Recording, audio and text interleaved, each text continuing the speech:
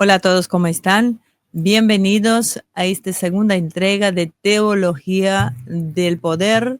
Estamos hablando de este espacio donde exploramos vínculos profundos entre lo metafísico y lo político, analizamos cómo los grandes acontecimientos de nuestro tiempo reflejan luchas espirituales, profecías y conceptos fundamentales de justicia.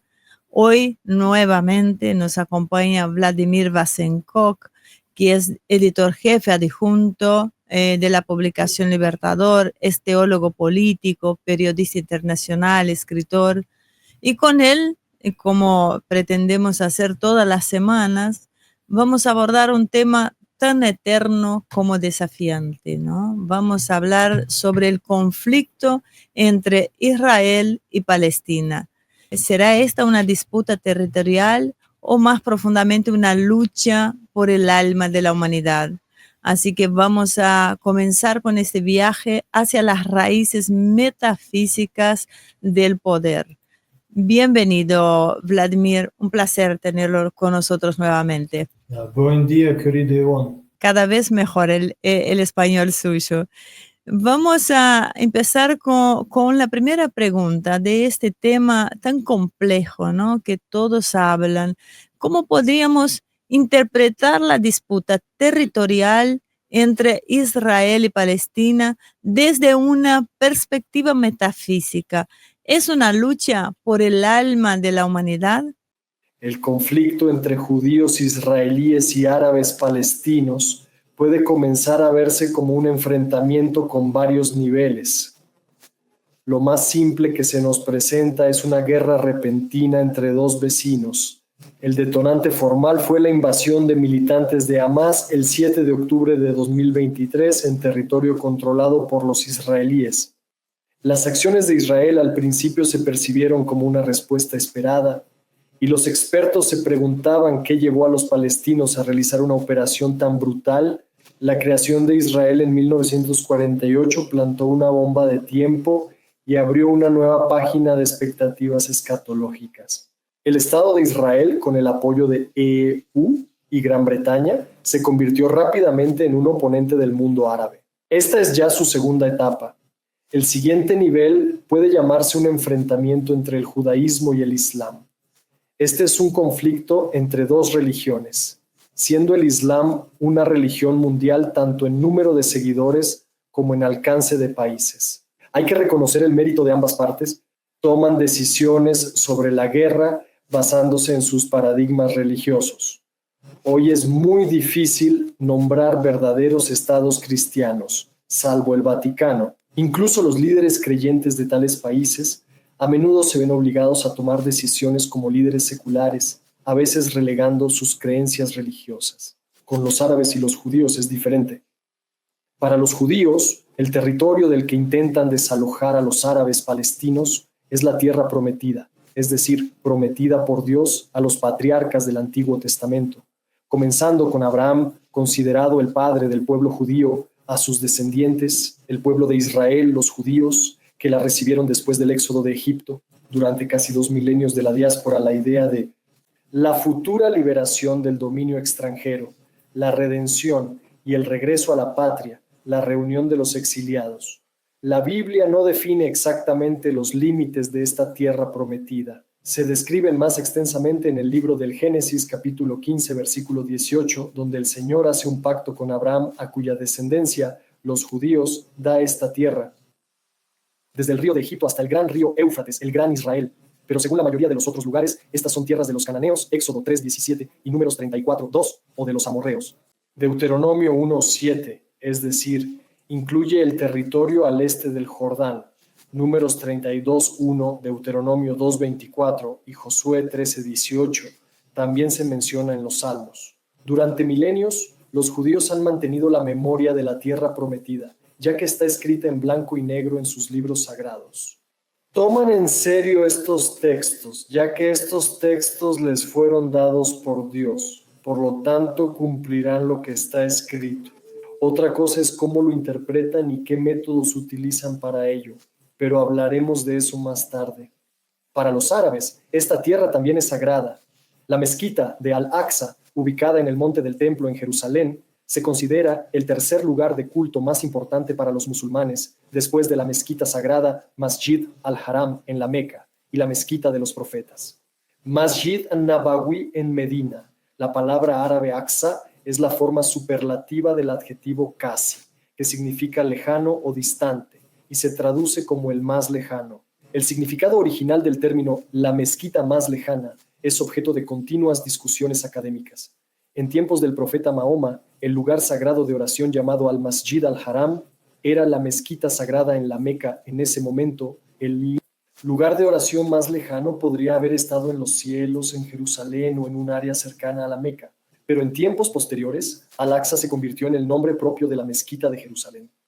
Naturalmente, los representantes de estas dos religiones abrahámicas buscan realizar sus derechos religiosos en la máxima medida posible de acuerdo con las interpretaciones de los libros sagrados que son determinantes para ellos. Así que nos acercamos a la respuesta sobre la metafísica del conflicto y cuán importante es este enfrentamiento para toda la humanidad. De la Biblia sabemos de dos pueblos, Gog y Magog, que mencioné cuidadosamente en la entrevista anterior. Y nuevamente, ambos pueblos son mencionados tanto por judíos como por musulmanes. En el Antiguo Testamento, en el libro del profeta Ezequiel, que forma parte de la Biblia hebrea Tanaj, hay una profecía sobre Gog y la tierra de Magog, según la cual Gog es el nombre del líder que vendrá de la tierra de Magog con guerra a la tierra de Israel y sufrirá una derrota militar de Dios. Según la escatología judía, la predicción descrita en el libro del profeta Ezequiel se cumplirá poco antes de la llegada del Mesías. ¿Y qué dicen los musulmanes al respecto? Yahuj y Majuj en la escatología islámica son tribus que causan corrupción en la tierra, viviendo en el extremo oriente de la tierra. El nombre de estas tribus corresponde a los bíblicos Gog y Magog. Según las creencias musulmanas, cuando al final de los tiempos aparezca Isa, así llaman a Jesús, Yahuj y Majuj volverán a estar libres. Yahuj y Majuj saldrán de cada colina causando destrucción y derramamiento de sangre en su camino. Continuando su camino, saqueando y matando, se acercarán al monte Hamra en Jerusalén. Y ahora es el momento de referirse a la explicación cristiana de lo que se entiende por estos dos pueblos.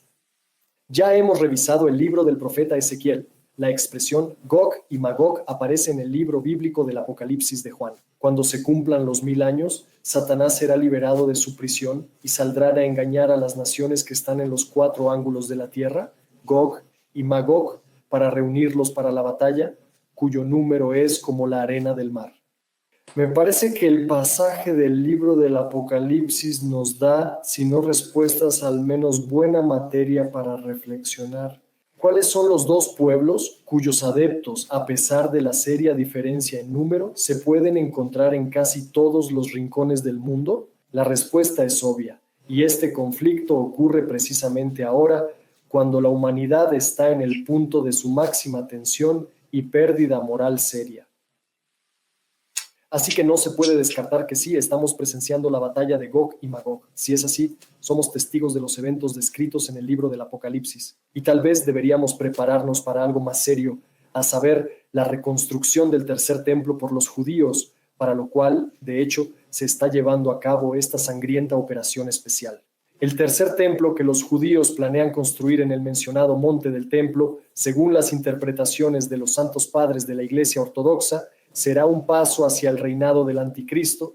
Cuando esto suceda, al mundo le quedarán 3 años y medio hasta la venida de Cristo. Sin duda, una perspectiva que nos invita a reflexionar profundamente, Vladimir. Muchísimas gracias. Pues vamos a tratar de, continuar con las preguntas de hoy. Y la duda es si podrían, ¿no?, los antiguos lazos espirituales y religiosos en la región estar influyendo en una perpetuación de este conflicto. Sí, ya están influyendo en esto, como mencioné al principio. Cada lado se aferra firmemente a su propia doctrina religiosa o su interpretación. Desafortunadamente, hoy no existen estados cristianos fuertes que puedan intervenir en esta guerra y terminarla con paz. De hecho, esto también se aplica a otros conflictos. Europa en el siglo XIX estaba unida por la llamada Santa Alianza, iniciada por el emperador ruso Alejandro I, después de la victoria sobre Napoleón. En esta alianza finalmente se unieron todos los países cristianos de Europa, es decir, todos los países de Europa excepto Turquía. Desafortunadamente, la historia llevó a Europa en otra dirección. Las guerras mundiales y las revoluciones en Rusia, inspiradas desde el exterior, cambiaron el mundo para siempre. Y el fruto del cristianismo fue dividido y prácticamente destruido. El mundo en el que vivimos hoy es post-cristiano. Si imaginamos que Europa de repente logra deshacerse de la carga de los anhelos y los anglosajones, incluso en ese caso se necesita un cambio de mentalidad de toda la civilización europea y ya sobre los altos y nobles preceptos del amor de Cristo, construir su política interna y externa. Los países de América Latina, por cierto, se convertirían en una parte igual de este mundo cristiano, de esta alianza cristiana.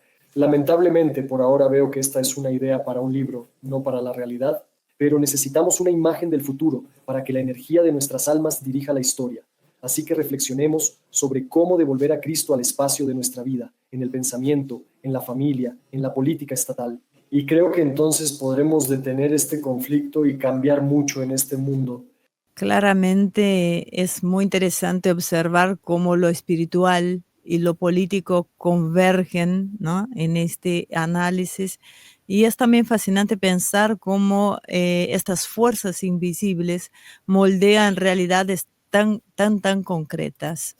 Y entonces, ¿cómo afecta este conflicto a la comprensión del concepto de justicia divina y su manifestación en el mundo material? Cualquier guerra es el mal más concentrado, la expresión del infierno en una proyección material.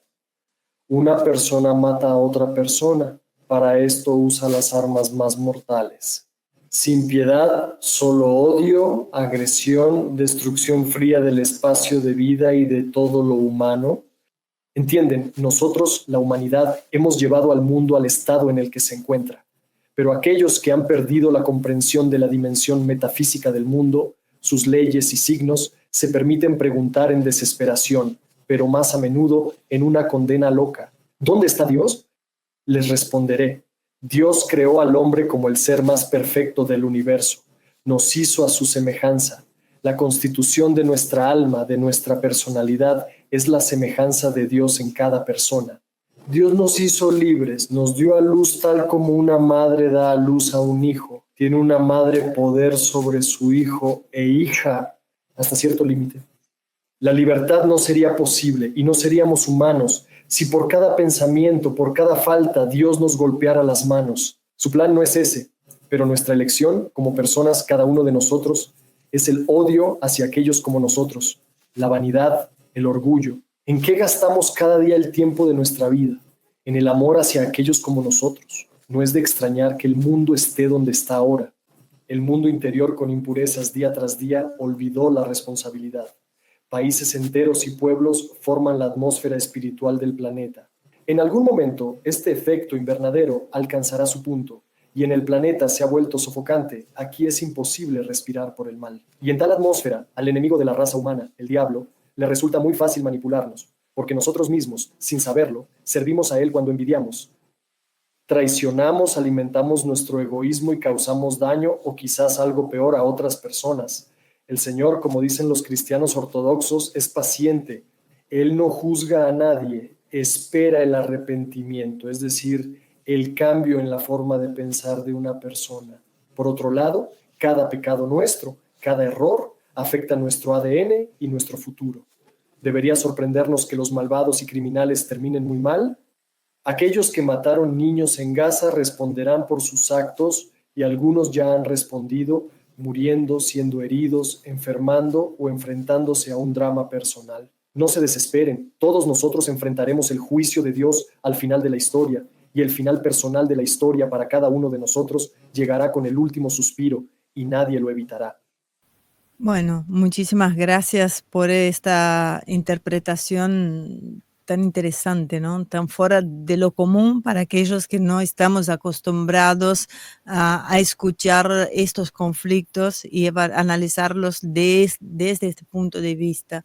Yo creo que esta aporta una nueva dimensión en el entendimiento del conflicto, un enfoque que definitivamente nos ayuda a comprender las raíces más profundas de esta disputa. Claro está que lo que vemos es la superficie, ¿no? La puntita del iceberg que es solo una parte de ese todo que está generando este conflicto. Para la última pregunta de hoy, ¿qué papel juegan las profecías y las creencias escatológicas en la dinámica de este conflicto? Volvamos al inicio de la conversación. Los judíos están motivados a limpiar la franja de Gaza de árabes porque es su tierra prometida. Por supuesto, tienen la intención de construir el tercer templo. El tercer templo, según la tradición judía, será erigido en el mismo lugar, en el monte del templo en Jerusalén, donde antes estuvieron los otros dos templos, el primero y el segundo. Según los profetas, o más bien, como lo interpretan los teólogos judíos, este templo se convertirá en el centro espiritual para el pueblo judío y toda la humanidad. Los judíos han esperado durante siglos al Mashiach, es decir, al Mesías, el elegido de Dios. En la literatura talmúdica se ha formado la creencia predominante de que el Mesías judío es un líder nacional y terrenal, mientras que los cristianos creen que el Mesías fue Jesucristo, pero los judíos no lo reconocieron y lo crucificaron. Él vino para todas las personas, para mostrar el camino a la inmortalidad, a la restauración de la conexión perdida con Dios. Cristo predicó no un reino terrenal, sino celestial y eterno. Llamaba pueblo de Dios a representantes de todas las nacionalidades que decidieran seguirlo. Los judíos, sin embargo, esperaban un líder nacional y terrenal. Al no reconocer a Cristo, finalmente perdieron su estado y fueron dispersados por toda la tierra, continuando viviendo en la antigua paradigma. Ahora vemos cómo realizan su visión de los libros antiguos a nivel estatal y rezamos para que esta matanza finalmente termine.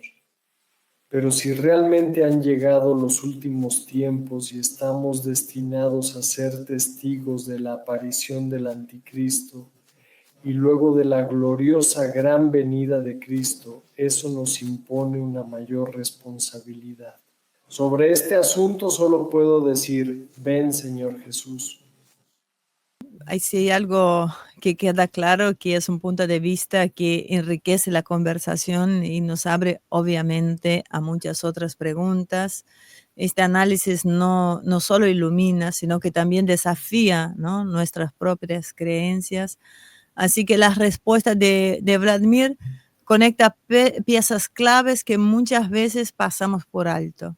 Así que por eso los invitamos a compartir este contenido, pero principalmente a reflexionar sobre él, ¿no? Porque son respuestas a las cuales no estamos acostumbrados.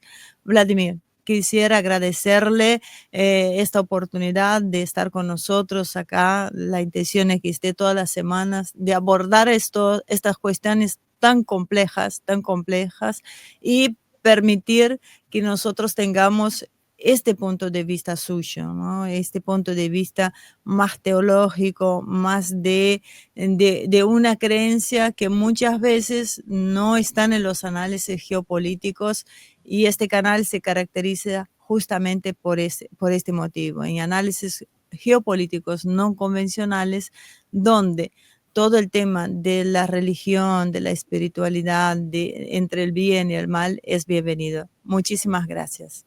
Muchísimas gracias, querido.